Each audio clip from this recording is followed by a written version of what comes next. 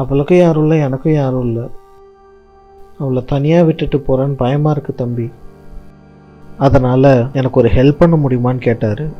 உன்னை பார்த்தா என் தம்பி மாதிரி இருக்குது, உன்னை என் தம்பியை நினச்சி கேட்குறேன், தயவு செஞ்சு என் பொண்டாட்டிக்கு கல்யாணம் பண்ணி வச்சுருப்பா அப்படின்னு சொல்லிட்டு என்கிட்ட ரொம்ப கெஞ்சி கேட்டுக்கிட்டாரு.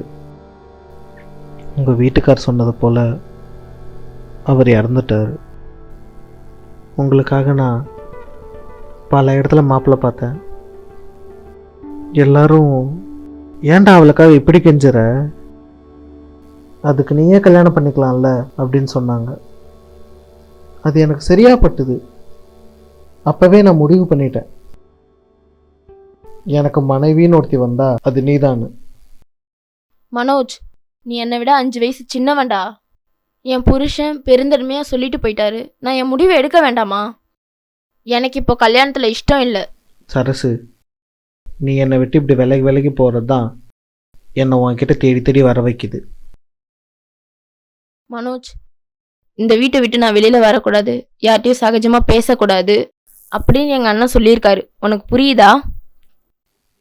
ஐயோ,